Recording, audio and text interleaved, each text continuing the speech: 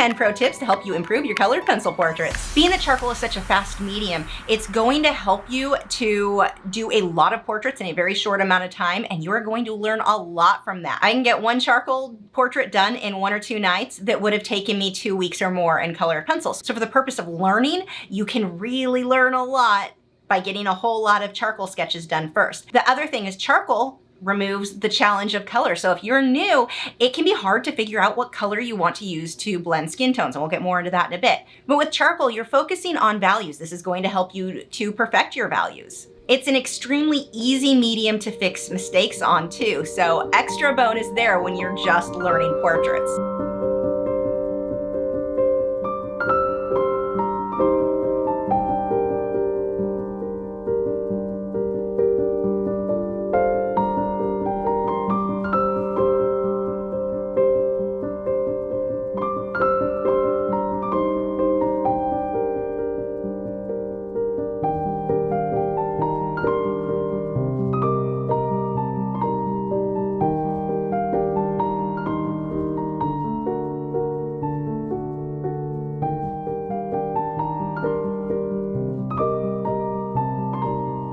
Tip number 2, try to look at it more as sculpting than drawing. Quite often when we think of drawing or even painting, we typically think more in flat terms, but you're not. You're making a 3-dimensional look on the paper. Look at it more as sculpting with your shapes and shadows. Tip number 3 could probably be grouped up with tip number 2. Reality is made up of shapes and shadows, not lines. When we're drawing, a lot of times when you're starting off, you want to draw the lines for the nose. You want to draw the lines, but there's no lines.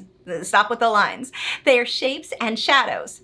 See, it really is just tip number 2 all over again. Avoid lines even when creating wrinkles. Wrinkles are just a combination of shadows and highlights to create that look. It's not a single line. You do a single line, it's now a flat cartoon.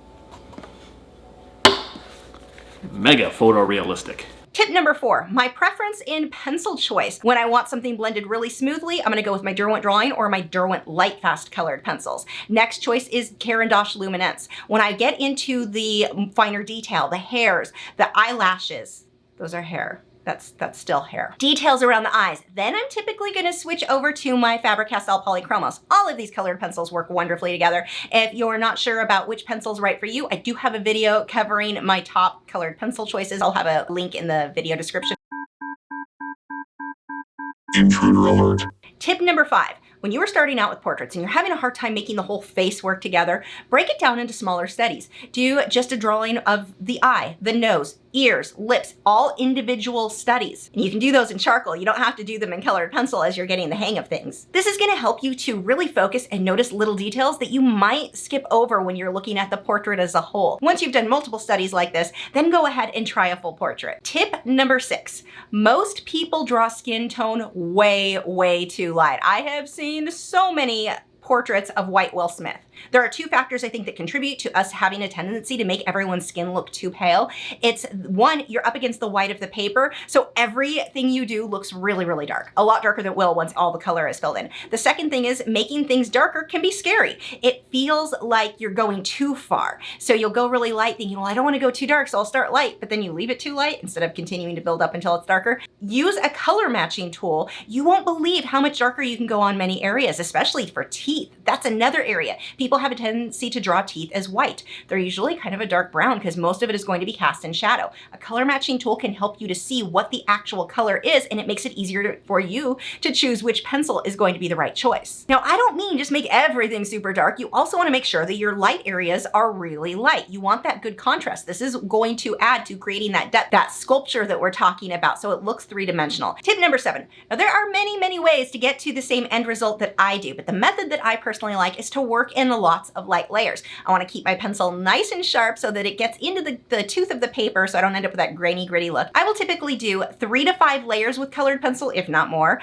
blend it with odorless mineral spirits like Gamsol, let it dry, do another 3 to 5 layers, blend it with Gamsol, and it will repeat that process until I get it to look how I want. But if you start pushing too hard too soon, what we call burnishing, you end up flattening the tooth of the paper and you limit how many layers you can get on top. Now that is a method some people use and it's an acceptable method, but it's not as forgiving as working in lighter layers. For me, if I'm going to use burnishing where I'm pushing hard with the pencil, I'm gonna save that for my final layers where I know I'm not gonna need much more blending or layering on top. The type of paper you use will also make a difference in how many of these layers you can achieve. I personally prefer for portraits either the Arches hot press watercolor paper or Stonehenge in the individual sheets.